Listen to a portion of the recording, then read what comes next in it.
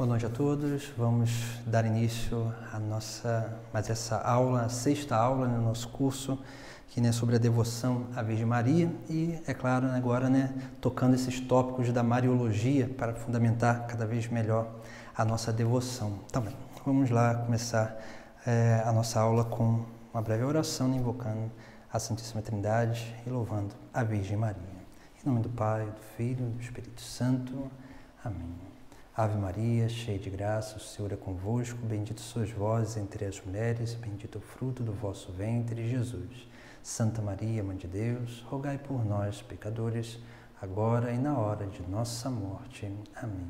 Glória ao Pai, ao Filho e ao Espírito Santo, como era no princípio, agora e sempre. Amém.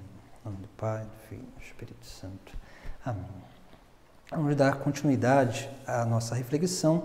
Como na última aula nós falávamos sobre a Virgem Maria, sobre as prefigurações no Antigo Testamento, e agora nessa aula a gente vai pegar a Mariologia do Novo Testamento, para que a gente possa aí, contemplar essa forma objetiva de perceber a figura da Virgem Maria, da Mãe de Jesus Cristo, nos Sagrados Evangelhos e, é claro, em algumas cartas também, em cartas de São Paulo, mas vamos nos deter mais nos Evangelhos, porque nos ajuda cada vez mais meditar. Então, nós temos aí os 4 Evangelhos, 3 sinóticos, de Lucas, Mateus e Marcos, e temos o Evangelho de São João, onde ali traz alguns elementos importantes da Mariologia que nos ajudam a refletir sobre essa figura que é a Mãe de Jesus Cristo, Nossa Senhora. Primeiramente, nós vamos falar sobre aí, a Mariologia no Evangelho de Mateus. E o Evangelho de Mateus, nós vemos lá, aqui que está primeiro na Bíblia, Se nós olharmos muito bem, o Evangelho de Mateus é um evangelho que ele é bem catequético. E é claro, se pegarmos lá no início do Sagrado Evangelho de São Mateus, nós vamos ver, basicamente, que ali qual é a primeira intenção de Mateus, que é mostrar que Jesus Cristo é verdadeiro Deus e verdadeiro homem. E Mateus, ele tem uma intenção, claro que Mateus ele está ali contando, a história do nascimento, a genealogia primeiro, depois a história do nascimento de Jesus Cristo, e ele vai trazer, ali, a figura da Virgem Maria como essa mulher que realmente ela está dentro, inserida na história da salvação. Então, Maria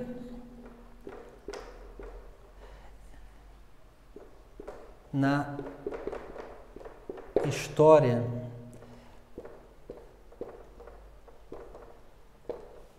da salvação. Mateus ele traz muito bem isso, Por isso que, se nós olharmos muito bem no Evangelho de São Mateus, nós vamos ver lá logo no início, na parte da genealogia, onde ali, São Mateus ele vai trazer a origem, o livro da origem de Jesus Cristo, filho de Davi, filho de Abraão. E depois de Abraão ele vai começando a falar as descendências, até chegar lá no versículo 16 e vai dizer, Jacó gerou José, o esposo de Maria, da qual nasceu Jesus, que é chamado o Cristo. Então nós vemos aí como que nós vamos percebendo, Mateus que vai fazer essa genealogia de Jesus, começando lá de Abraão e trazendo como Jesus como esse filho do povo eleito, da raiz do povo eleito, de Abraão vindo e perpassando toda a história até chegar Jacó, que gerou José, José, o esposo de Maria, da qual nasceu Jesus, que é chamado o Cristo. Então nós vemos aí Maria que está dentro da história da salvação. Depois, se nós olharmos um pouquinho mais além, Mateus ele vai trazer também algumas realidades muito importantes, porque quando vai falar do nascimento de Jesus Cristo, ele vai trazendo ali a origem. Ora, a origem de Jesus Cristo foi assim: Maria, sua mãe, olha só, aí a primeira coisa que São Mateus vai trazer, Maria como mãe. de Jesus, né? Então, essa é a primeira coisa que São Mateus traz, Maria como mãe. Depois, né, prometida em casamento a José, e antes de passarem a conviver, ela encontrou-se grávida pela ação do Espírito Santo. Então, uma outra coisa aí que nós vemos, né, importante é a intervenção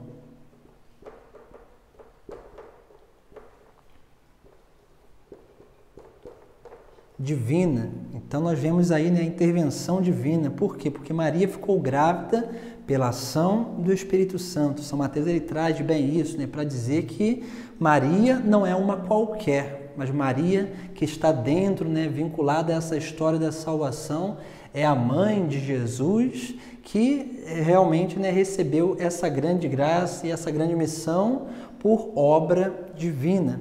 E é claro que São Mateus ele vai trazer, né, ali também, né, Maria como essa que dá cumprimento, né, às profecias, né, aquela que se realiza a profecia nela, né, a ideia das profecias. Onde ali, né, nós vamos contemplar, né, ali, né, as duas profecias essenciais que nós vimos até na última aula. A primeira, né, que é a de Isaías, do capítulo 7, versículo 14, onde São Mateus ele vai dizer assim, né, depois, né, ela dará à luz a um filho e tu lhe porás o nome de Jesus, pois ele vai salvar o seu povo dos seus pecados. E depois São Mateus ele vai ali, né, dizendo, né, tudo isso aconteceu para se cumprir o que o Senhor tinha dito pelo profeta. Eis que uma virgem ficará grávida e dará à luz um filho, ele será chamado pelo nome de Emanuel, que significa Deus conosco. Então nós vemos aí a primeira profecia de Isaías 7, versículo 14, né, que São Mateus ele traz, né, ali, né, para o texto do seu texto, né, para mostrar o que, né, que Maria é essa que foi aí anunciada, né, na antiguidade.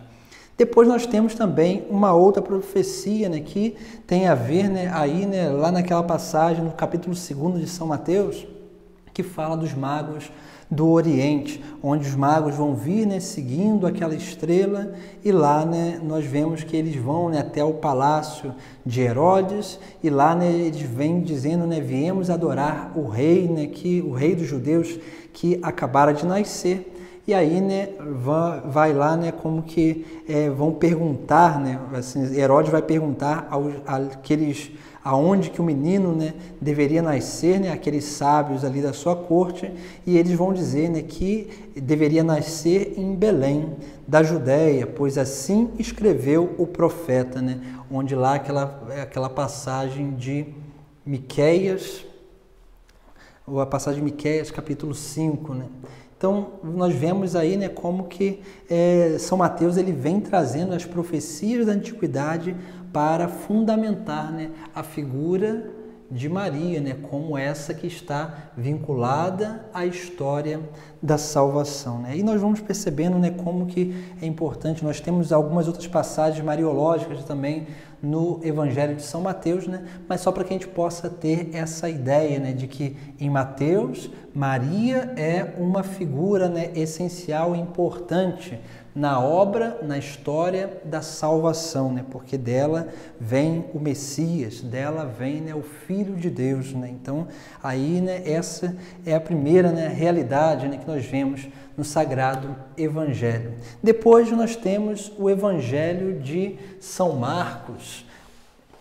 O Evangelho de São Marcos é interessante também, né, porque tem só algumas poucas passagens, né, mariológicas, são 3 passagens mariológicas ali, né, que Maria ela passa bem ali, né, como que discreta, né, pelo Evangelho de São Marcos.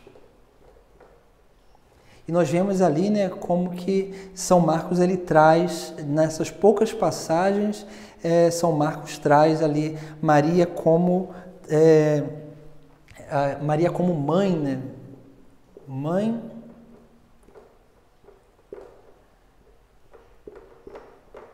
carnal, né, de Jesus, né? O que quer dizer isso, né? Maria dá a sua carne a Jesus, o seu sangue. Isso é muito importante. E depois, né, nós vemos também, né, como que Marcos traz o que, né, traz essa ideia, né, de que essa ideia étnica, né, de um povo, né? Maria é do povo eleito. Então nós vemos aí, né, como que Marcos também, né, simplesmente ele vai trazer ali em algumas passagens ali algumas coisas, né, que vão demonstrar isso, principalmente na passagem do capítulo 6, versículo de 2 a 4, né? Capítulo 6, 2 a 4. Vai dizer assim, né? Onde lá, né? É claro, né? No sábado, ele começou a ensinar na sinagoga e muitos dos que ouviam se admiravam. De onde lhe vem isto? Vão perguntar, né? Diziam, né? Que sabedoria é esta que lhe foi dada? E esses milagres realizados por suas mãos. Não é ele, o carpinteiro, filho de Maria? Olha só, né? Essa ideia aqui, né? É mãe, né, carnal de Jesus Cristo, né? Ele é filho de Maria. Depois, né, não é ele o carpinteiro, filho de Maria, irmão de Tiago, José, Judas, Simão. E depois, né, vai continuar, né? E as suas irmãs não estão aqui conosco? E mostravam-se chocados com ele. Jesus então dizia-lhes: um profeta não é valorizado em sua própria terra, entre os parentes e na sua própria casa. Aí nós vemos essa ideia aqui, né, do povo eleito, né? Maria inserida no povo eleito que dá à luz aquele que é o Messias, né? E esse Messias ele não é reconhecido e não é aceito no seu próprio povo, né? Aqui é interessante, né, porque traz também, né, essa ideia, né, de povo eleito, né, essa ideia de família. E é interessante que no Evangelho de São Marcos já traz ali um elemento bem também, né, bem importante para a nossa reflexão, né? Porque ali fala, né, não é ele o filho de Maria, seus irmãos não são José, Judas, Simão, suas irmãs não estão aqui conosco. Esse termo irmãos aí, né, não remete-se a irmãos de sangue, mas irmãos no sentido de que, né, de que fazem parte de um mesmo povo. Até porque, né, o termo que é traduzido, né, ali, né, para o grego, né, para remeter-se a irmãos seria um termo, né, que nós chamamos, né, de o termo grego adelphos. Adelphos. Adelphos, o que significa isso, né? Serve para irmãos, primos, parentes, serve para pessoas, né, da mesma tribo. Esse termo aqui, ele remete-se a isso, né? A pessoas que têm um grau de parentesco. E esse termo grego aqui, ele traduz, né, um termo hebraico, né? Se nós olharmos lá no livro do Gênesis, né, vai dizer lá, nós vamos encontrar, né, no livro do Gênesis, quando lá, né, os pastores, né, de Ló e de Abraão estavam brigando entre si. O que vai acontecer, né? Ali Abraão vai dizer, né, para Ló, né, não é bom que nós, irmãos, briguemos. Então vamos, né, você escolhe um lado, o lado e vai caminhando e eu vou para o outro lado, né? Ali eles têm essa separação, né? Isso acontece porque, né? E nós vemos ali, né? Abraão chama Ló de irmão, mas na verdade, se nós olharmos na Sagrada Escritura, Ló era sobrinho de Abraão, né? Mas para dizer o quê, né? Para dizer que esse termo irmãos, ele não só significa irmãos de carne, mas significa, né, esse grau de parentesco. Então isso é muito importante para que a gente possa entender também esse termo, né, irmãos de Jesus, né, lá nos Sagrados Evangelhos. Até porque, né, se Jesus Cristo tivesse outros irmãos de Maria, né? É claro, se nós olharmos aquela passagem lá, né, onde no Evangelho de São João, no capítulo 19, onde lá, né, está aos pés da cruz, lá, né, está Maria, a sua irmã, Maria de Cleofas, né, Maria Madalena, estava o discípulo amado, Jesus Cristo, pela tradição judaica, né, ele não daria, né, a sua mãe ao discípulo, né, a São João, né, mas daria o que, né, a algum outro filho dela, né, para que esses outros filhos pudessem cuidar, né, da sua mãe. Né? Então nós vemos aí, né, como que Maria não teve outros filhos, né? Por isso que Jesus Cristo dá a sua mãe, confia a sua mãe a João, né, que seria, né, aparentemente, né, assim, né, que não teria esse grau de parentesco, né, seria ali, né, um estranho, né, mas é claro, né, para que a gente possa entender, né, que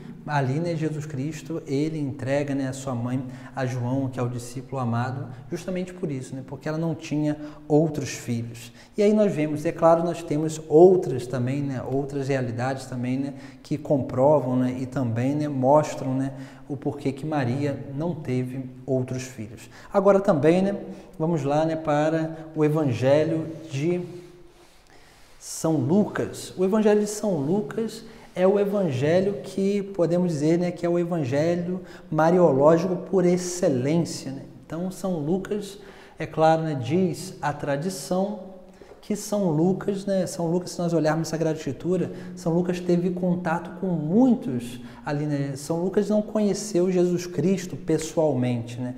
Mas teve contato com os apóstolos, né? São Lucas, por exemplo, teve contato, foi companheiro de viagem, né, de São Paulo, teve contato com Marcos, que também foi companheiro, São Marcos, o evangelista, que também foi companheiro de viagem de São Paulo. E é claro, né, que São Paulo, na carta aos Gálatas, né, ele vai falar assim, né, o evangelho que recebi, São Paulo diz isso, né, provavelmente é o que, né, esse evangelho, né, que Lucas, né, escreveu, que Lucas ali direcionou, né, se nós olharmos o evangelho de Lucas é direcionado principalmente àquelas comunidades que foram evangelizadas por São Paulo. Por quê, né? Para que eles pudessem ter, né, realmente, né, esse conhecimento, né, esse documento, né, que fala, que transmite, né, a vida e os ensinamentos do próprio Cristo. Então, São Lucas ali, né, nós vamos ver também, né, diz a tradição, né, que é aquele que teve contato, né, com São João, teve contato também com a Virgem Maria, né? Por isso que algumas pinturas, né, da antiguidade, alguns ícones, né, remete-se a São Lucas, né? Nós temos aí, né, o Perpétuo Socorro, a Mãe da Ternura, né, que tem, por tradição, né, disse que é aí, né, de tradição de São Lucas, né, que São Lucas era um grande, né, São Lucas tinha muitos dons, né, diz a tradição que ele era médico, diz também a tradição que era pintor, né, por isso que pinta, né, escreve esses ícones, diz também a tradição que era um grande estudioso, né, por isso que nós vamos olhar, né, o Sagrado Evangelho e a leitura dos Atos dos Apóstolos, nós vamos ver como que São Lucas ele tem ali, né, uma forma de investigação, né, ele vai ali, né, como que pesquisando para depois escrever de uma forma ordenada a história de Jesus Cristo. Então nós vemos aí, né, que São Lucas ele traz, né, uma mariologia, né, podemos dizer assim, né, mais fundamentada, né,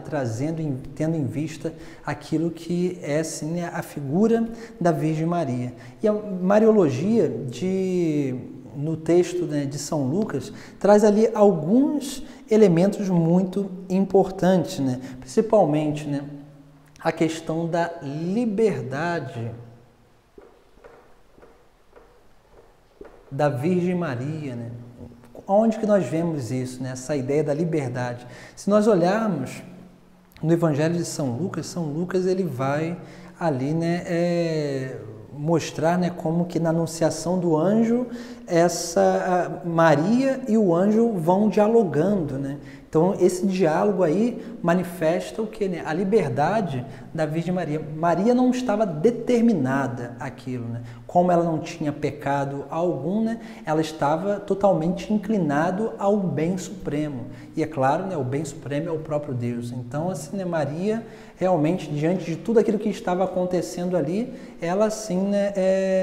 Realizaria, né? A vontade de Deus, porque ela estava inclinada totalmente a isso, né? Mas tinha pleno uso da sua liberdade, né? É por isso que a obra de salvação realmente, né, é uma obra, né, de plenitude, não só, né, da plenitude da obra divina, do poder de Deus, mas que manifesta essa plenitude do poder de Deus, a onipotência de Deus, mas também, né, manifesta aquilo que é a colaboração do homem para com a obra de salvação, né? A primeira colaboradora foi ela, né, a Virgem Maria, né?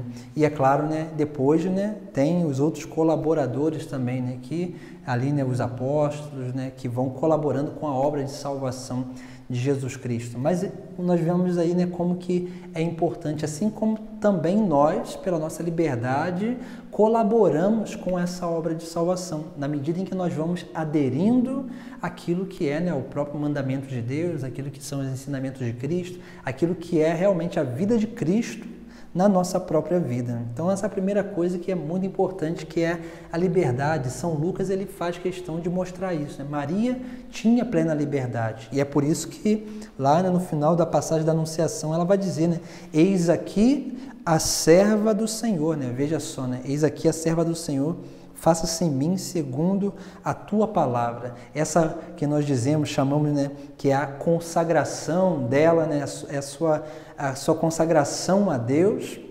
Nós vemos aí que é um ato totalmente de liberdade, né, onde a Virgem Maria ali, né, ela se oferece a Deus como serva, como escrava, para que ele faça, né, nela o que ele quiser, né, segundo a sua palavra, né. Depois nós vemos também no Evangelho de São Lucas, uma coisa que também Mateus trouxe, né, que é essa ideia da intervenção.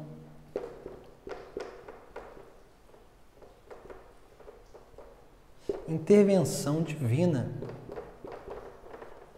Também muito importante, né? Se nós olharmos ali, né, Maria, ela vai, né, o anjo vai dizendo, né, ali, né, conceberás e darás à luz um filho e porás o nome de Jesus, ele será grande, será chamado o Filho do Altíssimo, e o Senhor Deus lhe dará o trono de Davi, seu pai.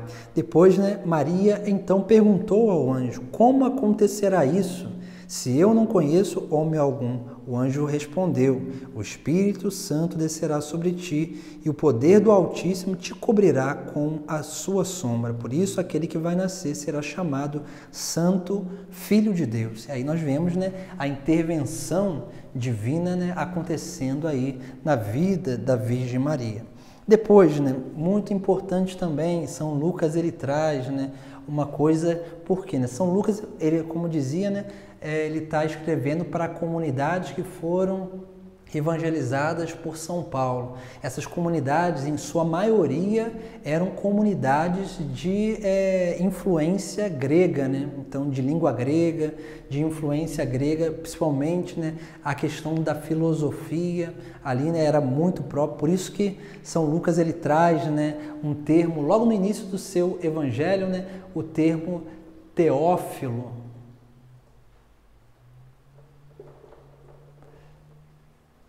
Teófilo, né, que quer dizer o quê, né? Antes lá, né, para essas comunidades, né, o ápice, né, da vida, né, do status seria o quê, né? Seria o filósofo. O filósofo, né, a palavra filósofo quer dizer amigo, né, da sabedoria. E aqui nós vemos, né, algo muito importante, né? Porque o filósofo agora não é aquele que é o mais importante, mas sim o Teófilo. Teófilo quer dizer o quê, né? Filo, amigo, né?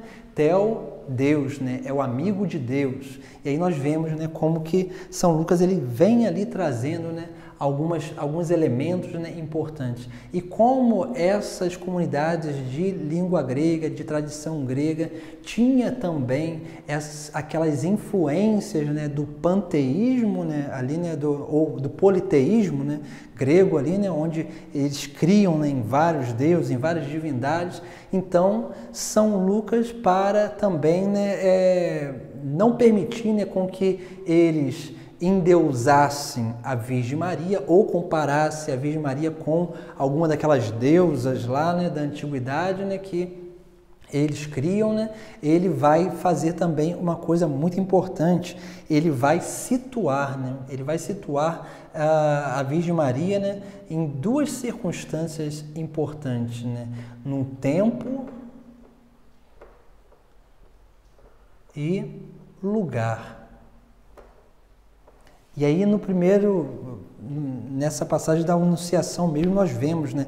Quando estava no 6º mês, o anjo Gabriel foi enviado por Deus a uma cidade da Galileia, chamada Nazaré, a uma virgem prometida em casamento a um homem chamado José. Veja só como que Lucas ele vai, né, situando, né, aonde está a Virgem Maria, num lugar, né? E se nós olharmos mais à frente, nós vamos ver ali, né, onde São Lucas também, né, por exemplo, no capítulo 2, né, ele vai falar assim, né, naqueles dias saiu um decreto do imperador Augusto mandando fazer o recenseamento de toda a terra. Aí nós vemos aí, né, como que São Lucas ele vai trazendo, né, alguns elementos aqui, o decreto do imperador Augusto, né, mostrando que, né, que ela está situada num tempo, né? Então nós vemos aqui como que São Lucas ele está, né, realmente, né, mostrando, né, que Maria era uma mulher, né, de verdade, né, não era uma deusa, né, como o povo lá da antiguidade cria, né, sobre essas intervenções divinas, né? Mas ali ele tem esse grande cuidado, né, de separar uma coisa da outra para não gerar confusão, né, principalmente na prática de fé daqueles ali, né, para quem ele estava escrevendo, né?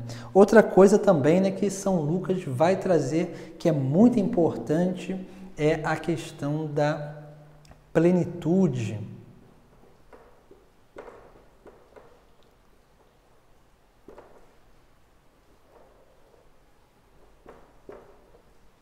Plenitude da condição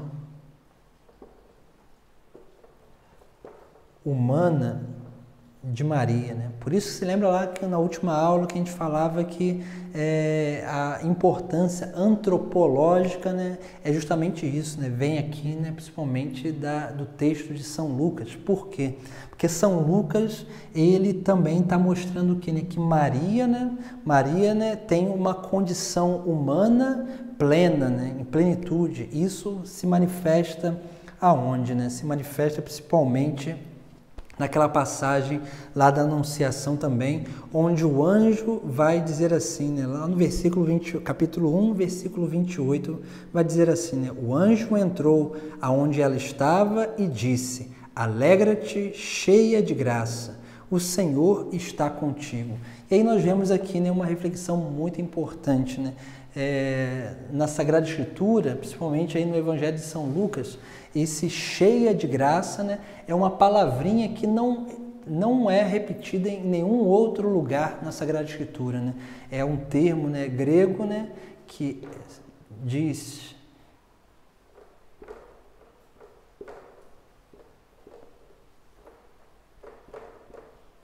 que caritomene, né? Isso significa o quê? Cheia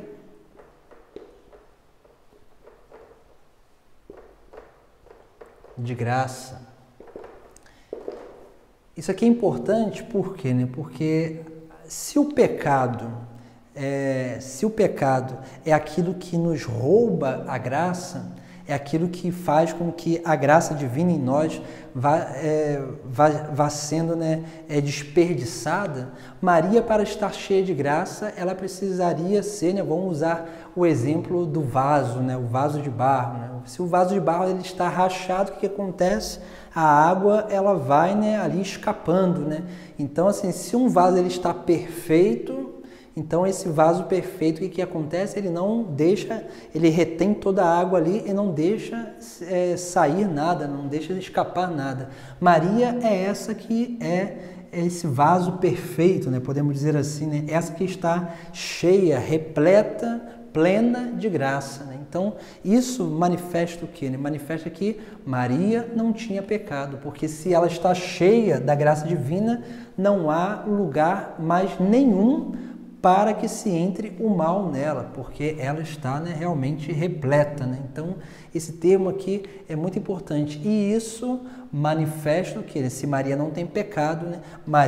Em Maria se conserva essa condição de plenitude humana, né? Por isso que, como na última aula lá, nós falávamos, né, da importância antropológica, né? Porque Maria, né, a única criatura humana que foi nela conservada a plenitude daquilo que é, né, a obra da criação humana, né? Aquilo que Adão e Eva perderam pela sua desobediência, o pecado.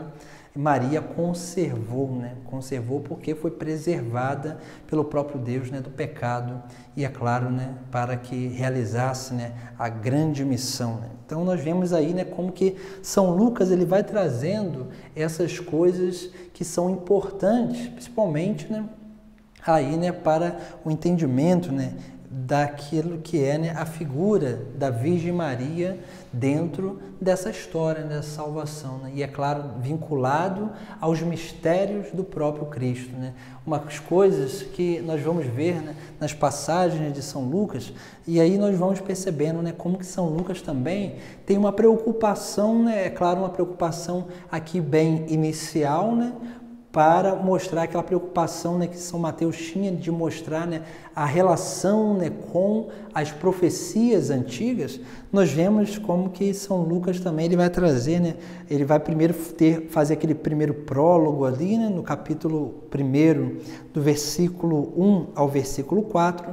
Depois ele vai começar a falar, né, ali do anúncio, né, de São João Batista, né, que é o precursor, né, aquele que Isaías, né, anunciou, né, lá na antiguidade, né, a voz que clama no deserto, né, porque seria aquele que viria, né, preparar o caminho do Senhor, né. Depois disso, nós vamos vendo, né, como que São Lucas ele vai relatando a vida, né, esse anúncio de São João Batista e depois vinculando, né, São João Batista ali, né, também a vida de Jesus Cristo através de quem? Através dessas duas mulheres, que é Isabel e a Virgem Maria, né, que eram primas, e aí nós vamos vendo aí esse parentesco onde essa união aí, né, vai como que manifestando aquilo que é a própria obra de salvação, né? E aí nós vemos, né, primeiro, né, na anunciação todos esses elementos que nós vimos aqui, né, onde ali manifesta-se essa plenitude de graça de Maria, que o Senhor estava com ela. Um outro elemento também muito importante aqui no Evangelho de São Lucas é aquele elemento onde o anjo vai dizer, né, o Espírito Santo descerá sobre ti e o poder do Altíssimo te cobrirá com a sua sombra. Isso aqui é uma imagem, e é claro, né, São Lucas ele traz aqui uma imagem daquilo que acontecia lá na antiguidade, quando lá o povo, né, Moisés entrava na tenda da reunião e aquela nuvem, né, descia, né, sobre a tenda da reunião, né, a sombra do Altíssimo descia. São Lucas ele traz aqui, ele faz essa relação, né, com o acontecimento antigo, né, e vai trazendo isso no texto sagrado, né, para que a gente possa realmente entender e aprofundar, né, diante de tudo isso, né, que acontece. São elementos, né, que verdadeiramente aconteceram, que São Lucas ele relata, né, e é claro, provavelmente ele escutou tudo isso aqui da Virgem Maria, né, porque diz a tradição que ele teve esse contato com Nossa Senhora. Depois nós temos, né, a passagem da visitação, que também é muito interessante, onde ali, né, Maria que tinha, né, recebido aquele anúncio, é claro, já a sombra do Altíssimo tinha vindo sobre ela, e ela vai, né, depois, né, o anjo mesmo, né, vai dizer ali, né, sobre a prima dela que já estava no 6º mês de gravidez, né, e ela saindo, quando o anjo vai embora, ela sai dali e vai, né, ao encontro da sua prima, né, vai dizer lá, né, o Sagrado Evangelho no capítulo 1, versículo 39, naqueles dias Maria partiu apressadamente para a região montanhosa, dirigindo-se a uma cidade de Judá. Ela entrou na casa de Zacarias e saudou Isabel. Quando Isabel ouviu a saudação de Maria, que provavelmente essa saudação, a saudação dos judeus é Shalom, né, a paz, a criança pulou de alegria em seu ventre.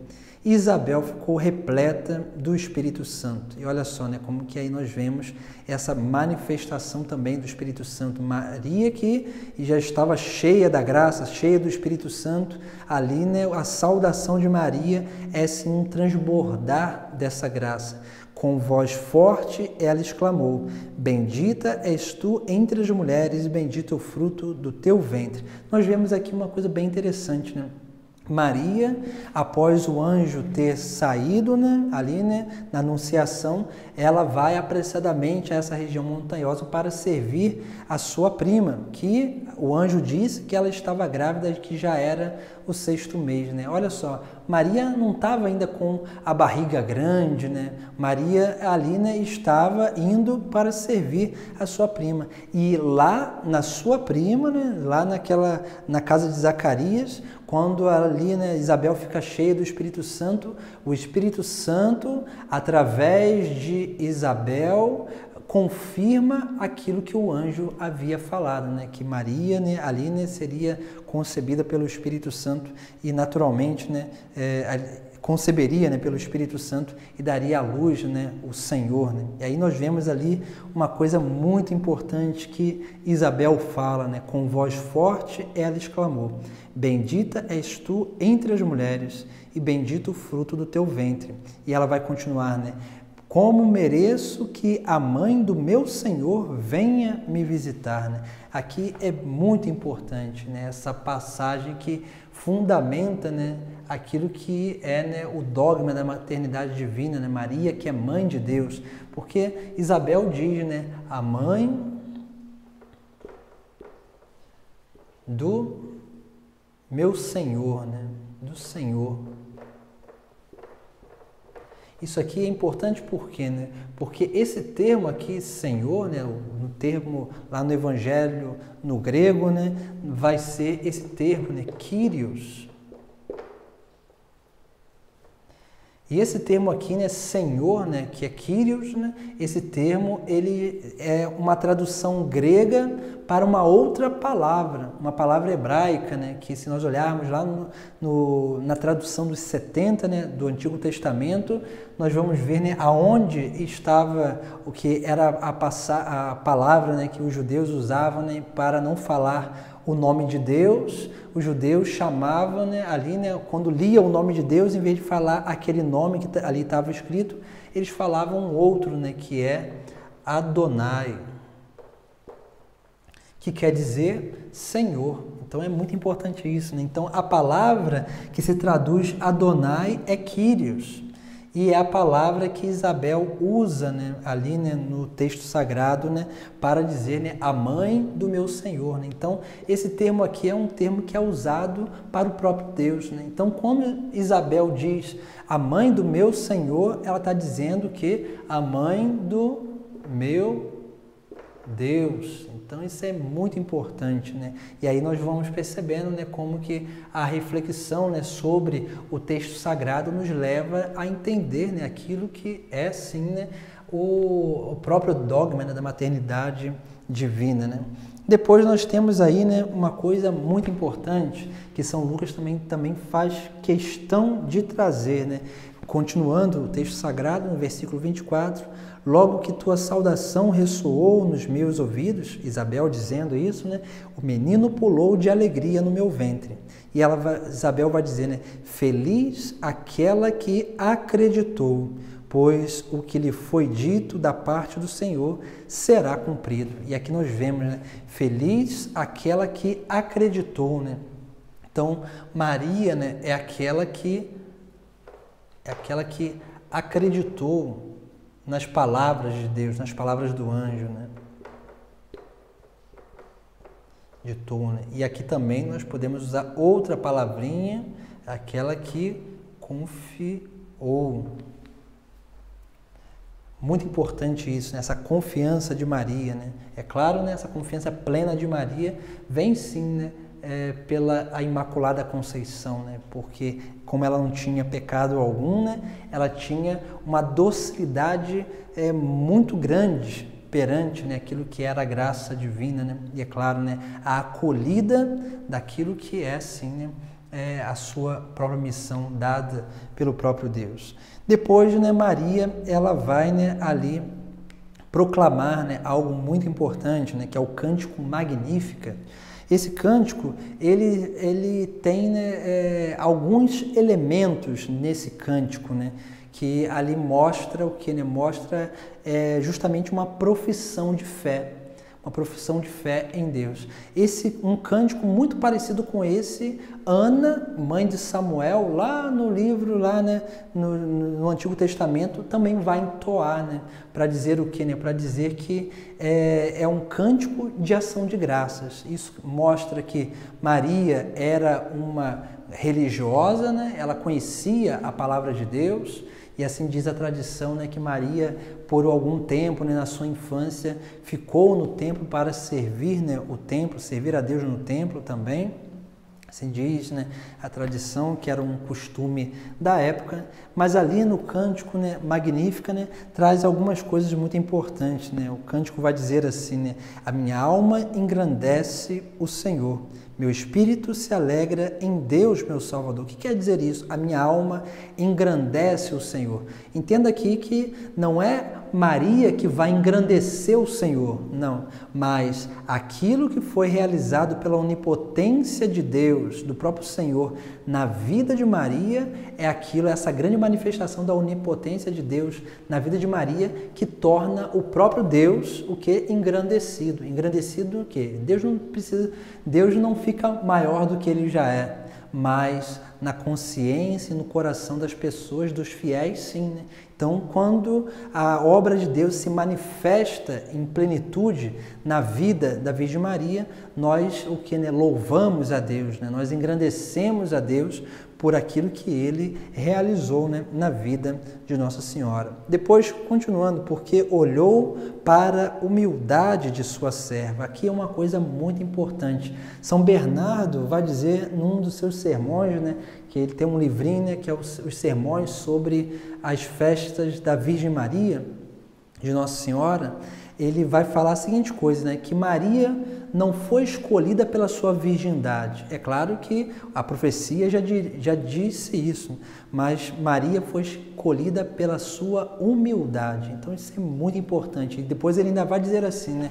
Pode uma pessoa virgem ser condenada pela sua soberba, mas podem alguém que não seja mais virgem ser salva pela sua humildade, né? Então São Bernardo ele vai colocar bem, né, bem pontual isso, né, que Maria foi escolhida pela sua humildade, né? E aí nós vemos aqui, né, como que essa ideia de humildade vai transparecer, né? Porque olhou para a humildade, né? E essa humildade aqui, ele manifesta o que, né? Simplicidade, manifesta pobreza, manifesta austeridade, manifesta várias coisas, né, que remetem a isso, né, a essa simplicidade, né, de Maria, né, de sua serva. Depois, todas as gerações de agora em diante me chamarão feliz, porque o poderoso fez em mim grandes coisas. Olha só a humildade da Virgem Maria. Ela reconhece que as gerações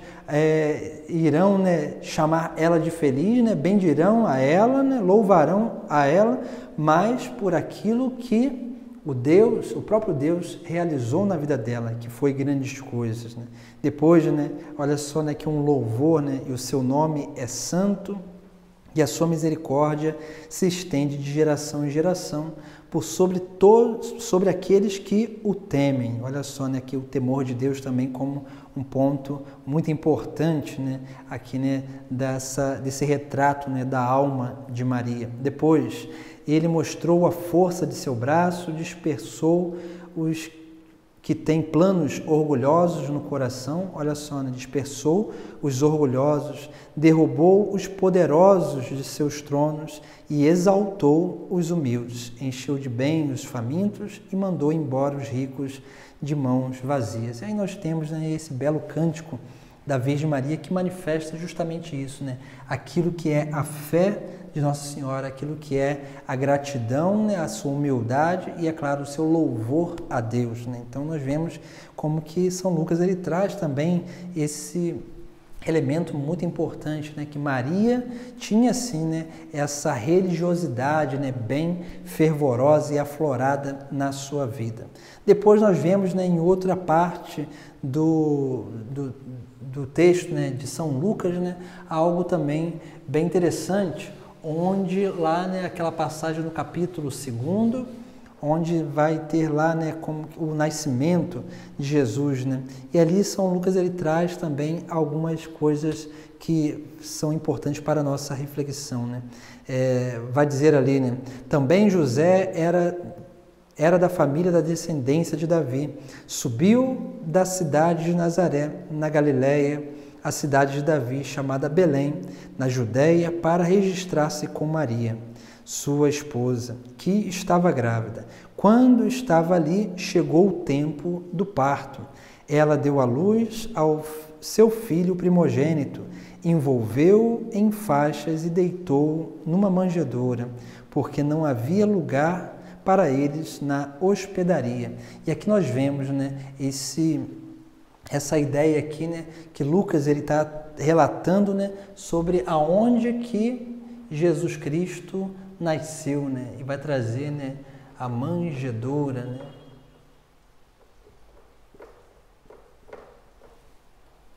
E aqui é importante, né, para mostrar o quê? Né? Que aquele que é o rei, né, o Filho do Altíssimo, né, aquele que assumiria, né, como o próprio Lucas, né, vai trazer ali, né, o trono, né, de Davi, é aquele que nasce, né, numa estebraria, né, ali, né, num estábulo, né, onde vivem os animais, né, e é colocado numa manjedoura, né? Aqui, né, essa passagem aqui tem uma consonância com algumas passagens, né, de São João, né? Por quê, né? Mostrando aquilo, né? A manjedoura é onde coloca-se o alimento para os animais, né? Manjedoura, né, vem de manducare, né, que ali é um termo latino que remete a esse lugar aonde se come, né, aonde coloca a comida. Então, para dizer o quê, né? O menino Jesus que é colocado na manjedoura, né, pela Virgem Maria, ali, né, é o quê, né? O pão da vida. Isso é dito, né, lá no Evangelho de São João, né? Depois, outra coisa também muito importante, ali, né, Maria,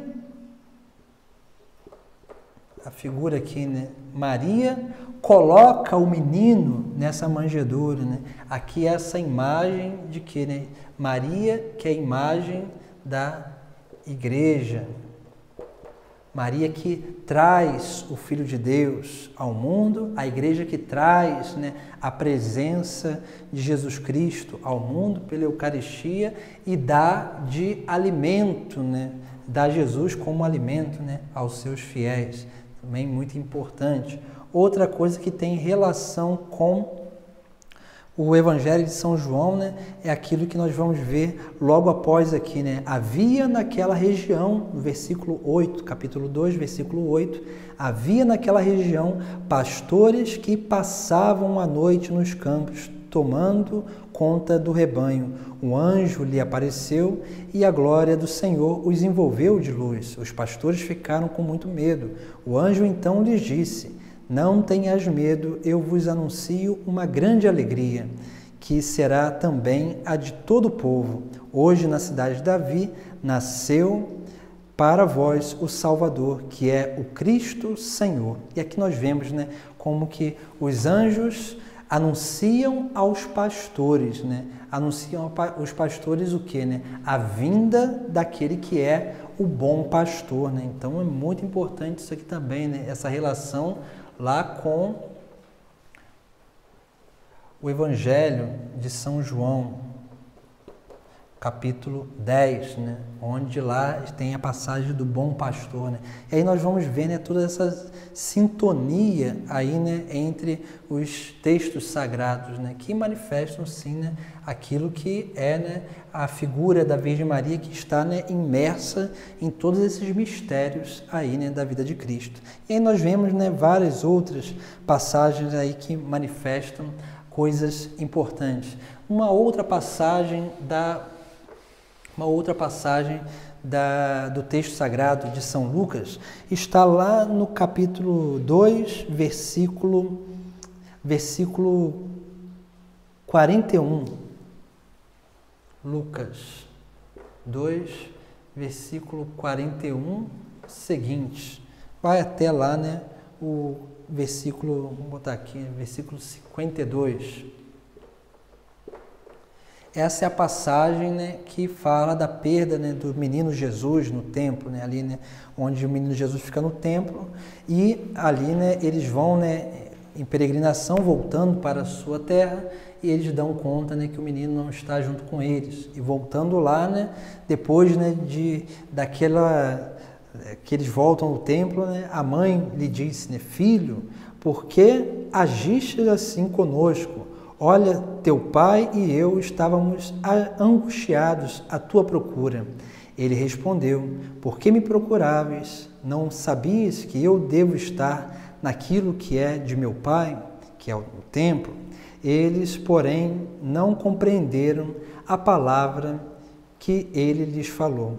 Jesus desceu, então, com seus pais para Nazaré, e era obedientes a eles. Isso aqui é importante, né? E depois vai continuar o texto. Sua mãe guardava todas essas coisas no seu coração, né? Aqui nós vemos, né, como que a figura, né, da Virgem Maria, também de São José, né?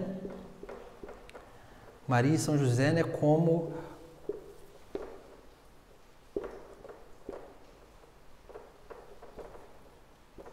educadora e formadora de Jesus Cristo, né? Por quê, né? Porque ele era-lhes obediente. Então, olha só, né?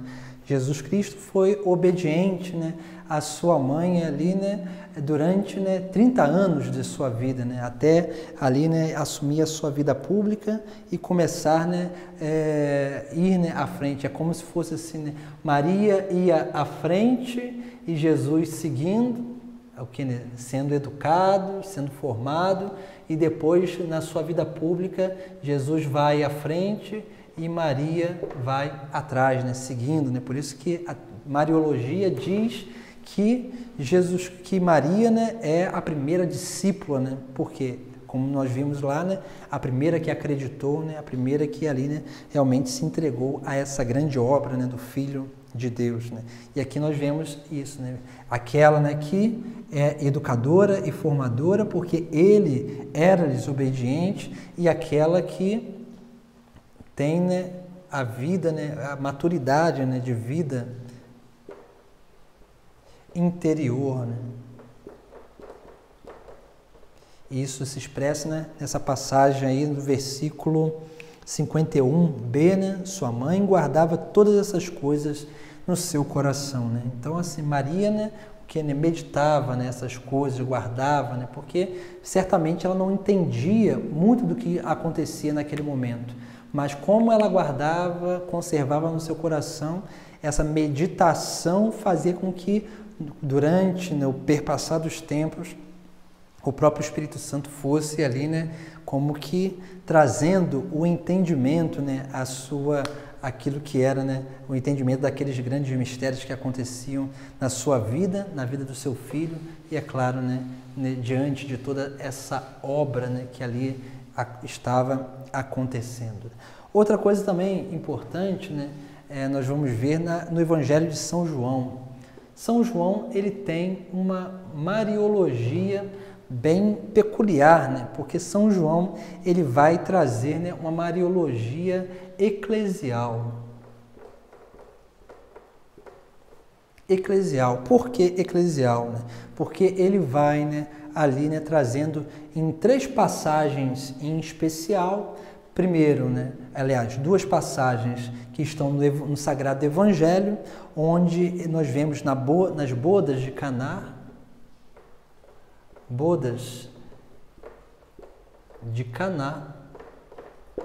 nós vemos aí, né, algo muito importante, né, porque nas bodas de Caná nós percebemos o quê? O início da vida pública de Jesus Cristo, que nós chamamos de autorrevelação. Mas essa autorrevelação, ela acontece através de quê, né? Através da figura da Virgem Maria, que é intercessora. Então, Maria intercede, né? Maria, aqui, né, ela intercede para o início dessa vida pública. O próprio Cristo vai dizer, né, não é chegada a minha hora, mas ela, né, vai dizer lá aos serventes, né, que nós chamamos, que é o mandamento, né, de Maria, né, fazei tudo aquilo que ele vos disser, né? E Jesus Cristo ali realiza aquele milagre. Outra passagem, né, que também, né, remete, né, aquilo que é, né, porque aqui, né, tem essa ideia eclesial, né? Por quê, né? Porque aqui nessas bodas estava quem, né? Maria, estava Jesus e os seus discípulos, né? É como se a igreja estivesse reunida para, assim, né, contemplar esse início da vida pública, né? Esse início da missão, da obra de salvação, né? E aí nós vamos percebendo, né, como aí, né, essa ideia eclesial que São João traz aqui, né, realmente remete-se, né, àquilo que é, né, a figura da Virgem Maria, né, que é a imagem da igreja, né? Nos escritos de São João, Maria e a igreja, né, são, né, como que São João, ele remete-se a essas 2 figuras como se fosse a mesma coisa, né? Porque ele está manifestando essas realidades, né? Porque assim como Maria trouxe o Filho de Deus a essa terra, a igreja é aquela que realmente realiza essa mesma obra, né, que Maria realizou, né, mas de uma forma que, né, na ordem da graça, né? Assim como Maria, né, trouxe o Filho de Deus à terra, a igreja, pelo sacramento do batismo, traz outros filhos de Deus a essa terra, né? E é claro, né, transformando-os em outros Cristos. Então, essa imagem é muito importante, né, no Evangelho de São João. A outra passagem, né, é aquela aos pés da cruz.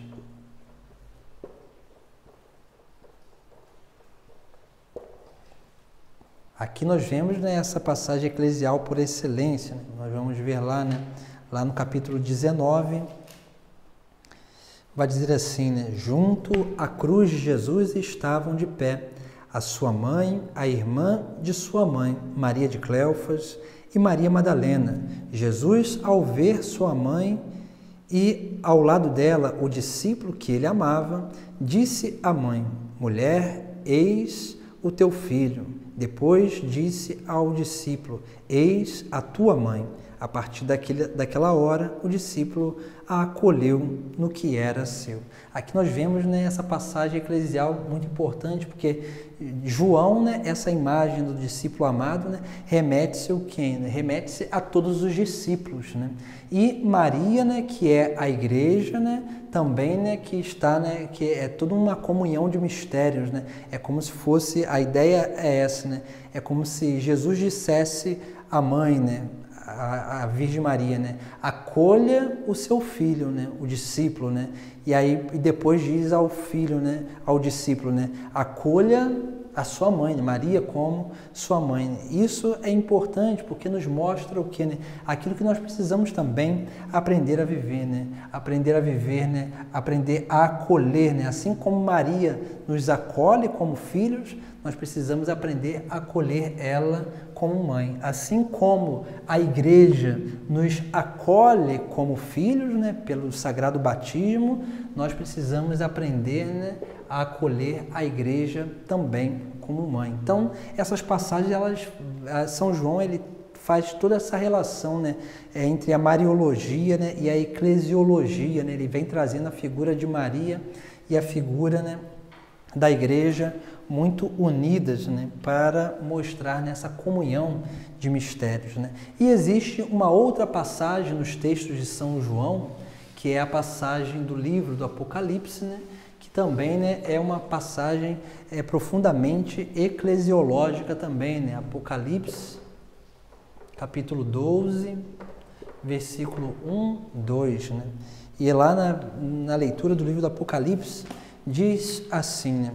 Então apareceu no céu um grande sinal, uma mulher vestida de sol, tendo a lua debaixo dos pés e sobre a cabeça uma coroa de 12 estrelas. Aqui nós temos alguns elementos importantíssimos.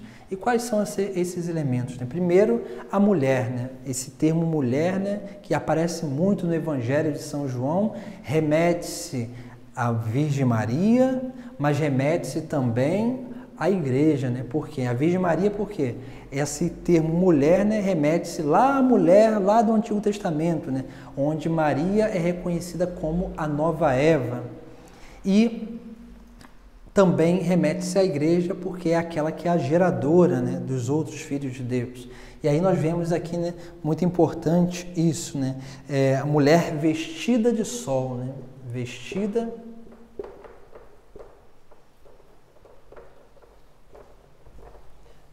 de sol. Aqui nós temos, né, o primeiro elemento, né, o sol, né, remete-se a Cristo, que é o sol da justiça, né? Vestida de sol quer dizer o quê, né? Aquela que está revestida, né? Então aí nós vemos nessa imagem mariológica, porque Maria, como foi concebida sem pecado, foi preservada do pecado original, Maria está revestida da graça de Deus, né? Mas como que acontece esse revestimento? Esse revestimento da graça de Deus, ele acontece a partir do transbordar da graça de Deus. A graça de Deus transborda da vida de Maria e a reveste de tudo isso, né? Do sol, né? Do próprio Cristo, né?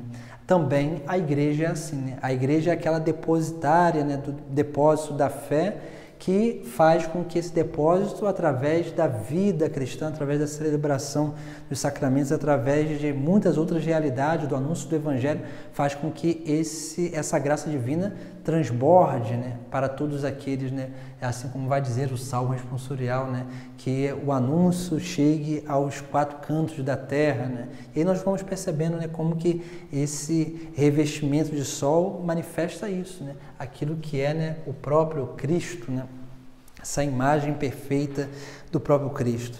Depois nós vemos lá, né, a lua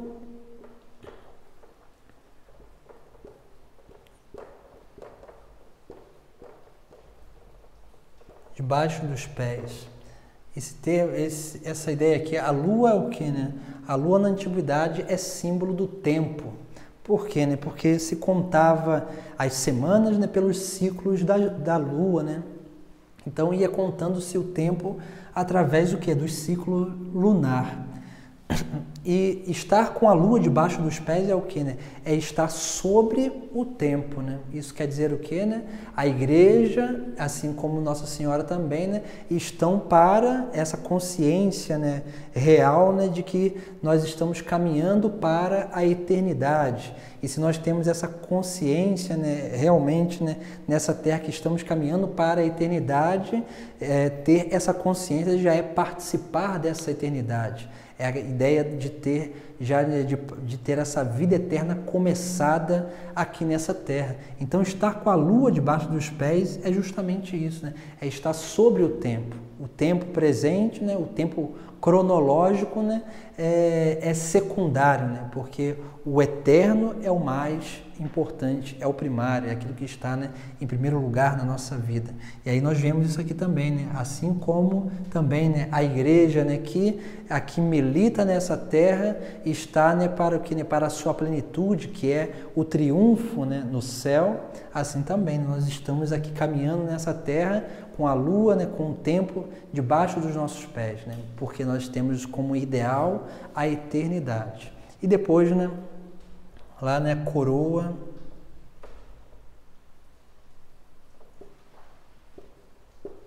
doze estrelas.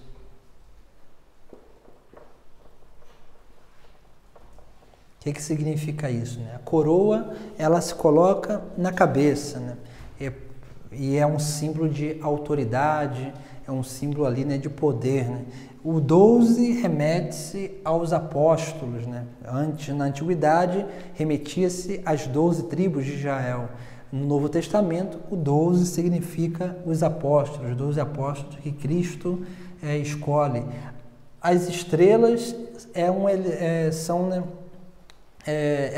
tem um simbolismo de direção, né? Porque na antiguidade, né, se direcionavam, né, pelas estrelas, né, pelo movimento ali, né, das constelações. Então, o que isso aqui significa, né? Coroar, né, colocar na cabeça, né, as 12 estrelas, a coroa de 12 estrelas significa o quê, né? Estar coroados com, né, assim, tendo como direção, tendo como aí, né, como podemos dizer assim, né, como fiel da balança, podemos dizer assim, né, o ensinamento e a doutrina dos apóstolos, que é a doutrina de Cristo, o ensinamento de Cristo transmitido aos apóstolos. Assim vive a igreja, né, revestida da graça divina, tendo sempre como ideal o reino dos céus, né, a eternidade, e caminhando nessa terra a partir dos ensinamentos da doutrina dos apóstolos, né, que realmente nos dá um norte para a nossa vida. E aí nós vamos percebendo como que também na vida da Virgem Maria é também assim, né, revestida de sol porque é imaculada, não tem pecado algum, né? Está com a lua debaixo dos pés porque o mais importante para ela não é o que está nessa terra, mas sim aquilo que é realmente, né, a obra eterna, que é o próprio Deus, né? Depois, né, a coroa de 12 estrelas manifesta o que, né, a sua realeza, a sua autoridade, que vem através daquilo que é, né, o fazer a vontade de Deus, ali, né, realizar a vontade de Deus, que na verdade é isso que Jesus Cristo transmitiu aos seus apóstolos. Então, por isso que nós dizemos que Maria é a primeira discípula, né, é aquela, né, que primeiro acreditou, que primeiro anunciou, é aquela que realmente, né, trouxe Jesus Cristo ao nosso encontro, para que assim, né, a gente pudesse, né, encontrar, né, ou ser, né, abençoados e agraciados com a divina salvação. E aí nós vemos como que na Sagrada Escritura, né, há alguns elementos importantes para a nossa reflexão sobre a Mariologia, né, e como às vezes implicitamente, né, nesses textos tem aí esses tópicos, né, mariológicos que nos dão, né, embasamento sobre aquilo que são, né, os dogmas da nossa fé, né, principalmente os 4 dogmas marianos, que depois, né, nas próximas aulas nós vamos, né, refletir sobre eles, né, e aprofundar um pouquinho mais sobre o que significa, né, cada um desses dogmas, esses privilégios da Virgem Maria, né, privilégios singulares que o próprio Deus, né, concede a ela, né, e é claro, de uma forma muito particular, mas que nos ajuda, né, a compreender a grandiosidade, né, principalmente assim, o poder de Deus que se manifesta na vida da humanidade. Primeiro, né, aí, né, na vida da Virgem Maria e depois na vida dos seus filhos, na vida da igreja. E aí nós vamos percebendo como que todas essas passagens vão também, né, nos chamando a atenção, né? Alguns tópicos importantes, né, que nós vemos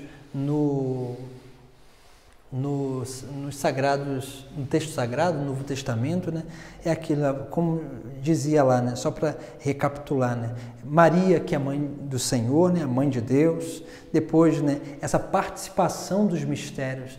Maria participa dos grandes mistérios de Cristo, né? Se nós olharmos desde lá das prefigurações, né, como nós vimos na última aula, nós vemos também, né, ali, né, no próprio texto sagrado, nós vamos percebendo, né, o nascimento, nós vemos também, né, depois, né, ali, né, como que Maria vai participando de alguns mistérios da vida de Cristo, a autorrevelação nas bodas de Caná. Nós vemos ali quando Maria vai apresentar o menino ao templo, onde lá, né, Simeão vai dizer, né, que uma espada transpassaria a alma de Maria, e isso é o que já é uma profecia, uma prefiguração daquilo que aconteceria com Jesus Cristo, né, de Maria, que estaria aos pés da cruz, sofrendo, né, participando da paixão de Cristo, não na sua carne, né, mas na sua alma. E nós vemos aí essa comunhão de mistérios, né? Depois nós vemos também uma coisa muito importante, Maria, que é mãe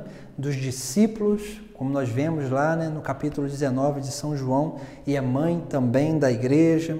Maria, né, que é educadora e formadora de Jesus Cristo, porque ele permanecia obediente, né, ali, né, a Maria e a São José também.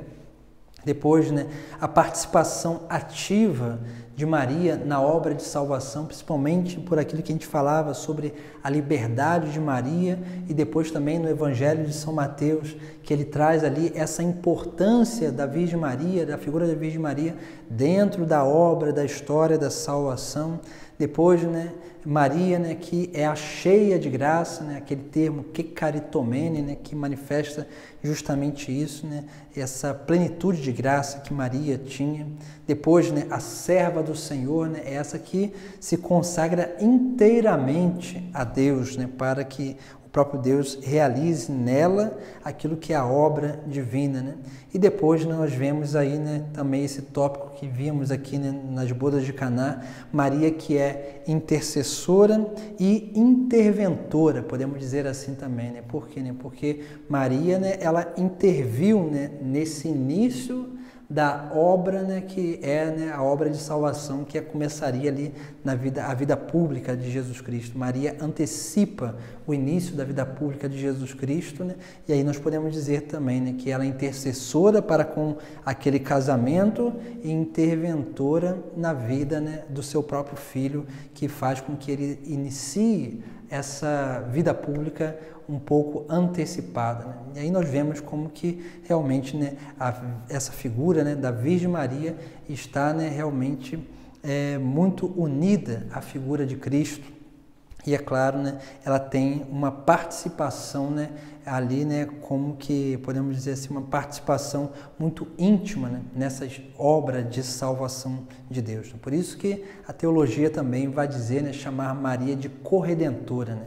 Por quê, né? Porque a obra que foi realizada nela não foi uma obra ali, né, de total submissão, mas foi uma obra de liberdade da parte dela, onde ela se consagra totalmente, se doa totalmente a Deus para que Ele realize a sua obra na sua vida. E aí nós vamos vendo, né, como que realmente Deus realiza a sua obra na vida de Nossa Senhora, e é claro, né, para que a gente possa também crescer mais ainda na devoção à Virgem Maria, quando nós vamos sabendo disso, quando nós vamos aprofundando nessas pequenas coisas, né, desses dados da nossa fé, principalmente na Sagrada Escritura, nós vamos, né, cada vez mais fortalecendo a nossa caminhada e, é claro, a nossa confiança na Mãe de Deus. Então, essa é a nossa sexta aula, né, onde nós refletimos sobre essa figura da Virgem Maria no Novo Testamento, né, nos Sagrados Evangelhos, em alguns outros textos, no texto do Apocalipse, e na próxima aula nós começaremos a ver, né, os dogmas marianos, né, aí, né, para que a gente possa aprofundar e entender melhor, né, o que nos faz, né, entender, né, cada um desses dogmas que a Igreja, né, aí declara como verdade de fé, que é claro, né, verdade de fé que nos ajuda a viver a nossa fé também, né, porque todos os dogmas eles têm a ver também com o próprio Filho de Deus, com o próprio Cristo. Então, vamos aí, né, terminando a nossa aula, fazendo a nossa oração e daremos a bênção final. Em nome do Pai, do Filho e do Espírito Santo. Amém. Ave Maria, cheia de graça, o Senhor é convosco, bendita sois vós entre as mulheres, bendito é o fruto do vosso ventre, Jesus. Santa Maria, Mãe de Deus, rogai por nós, pecadores, agora e na hora de nossa morte. Amém. O Senhor esteja convosco, Ele está no meio de nós. Pela intercessão da Virgem Maria, dos santos anjos, abençoe-vos Deus Todo-Poderoso, Pai, Filho e o Espírito Santo. Amém. Ide em paz e que o Senhor vos acompanhe. Graças a Deus.